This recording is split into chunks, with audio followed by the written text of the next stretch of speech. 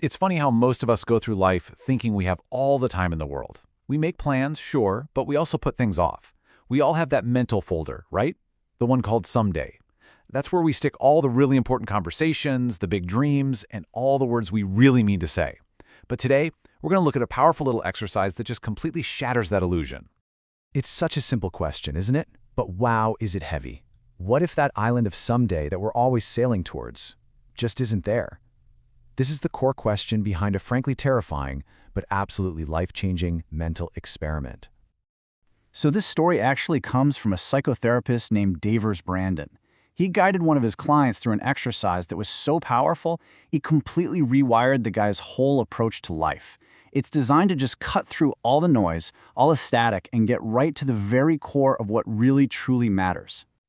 Okay, so what is this thing? It's called the Deathbed Exercise. And look, this isn't about just thinking or writing in a journal. No, it's a guided visualization where you imagine your final moments and, this is the critical part, you speak out loud to the people who mean the most to you.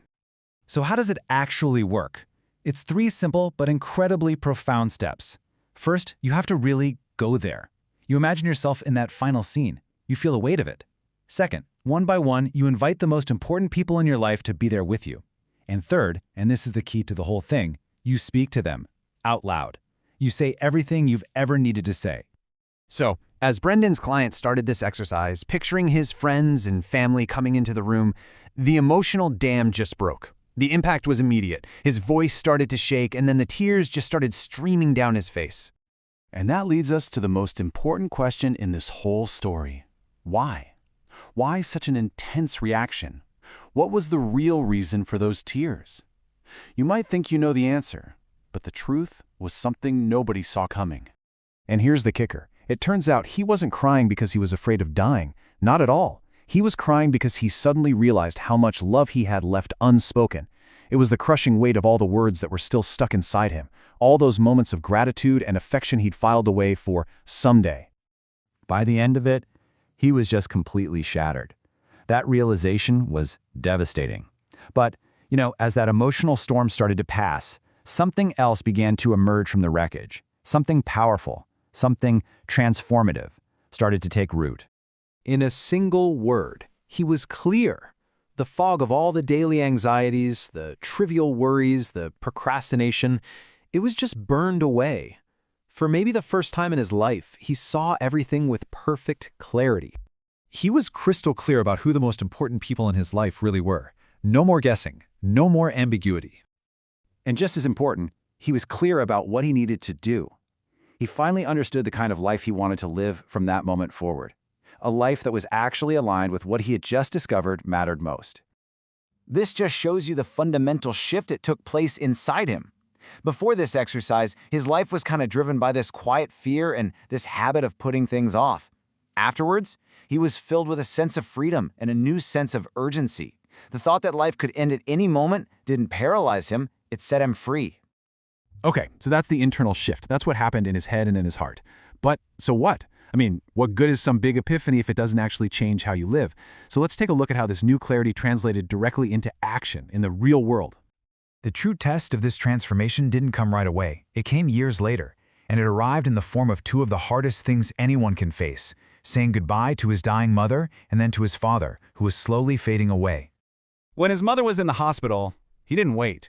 He rushed right to her side. He held her hand, and he just told her everything. Every memory, every thank you, every single bit of love he had for her. So when she passed away, he grieved. Of course he did. But the grief wasn't messy.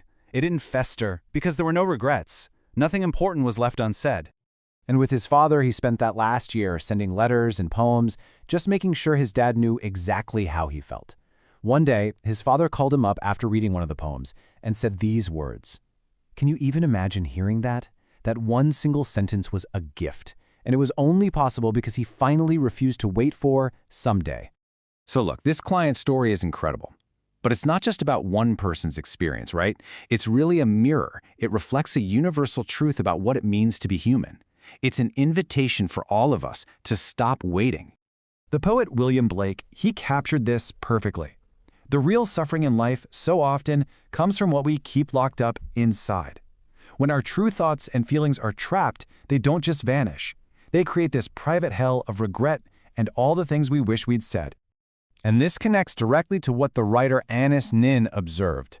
The fear of death. It's not really about the end. It's about the fear of getting to the end with a life that was never fully lived, with your song still stuck inside you. When you live deeply, when you live fully, that fear, it starts to fade. And finally, Bob Dylan put it in probably the most urgent terms possible. Life is a constant choice. Every single day, every moment, we are either in a process of growing, of expressing, of becoming, being born, or we're just passively accepting a slow decline. We're busy dying. What this story really shows us is that sometimes you have to confront the idea of your own end to finally wake up to the life you have right now. It forces clarity. It creates urgency. It gives you permission to live. And it just leaves all of us with one simple question to answer for ourselves. Will you wait?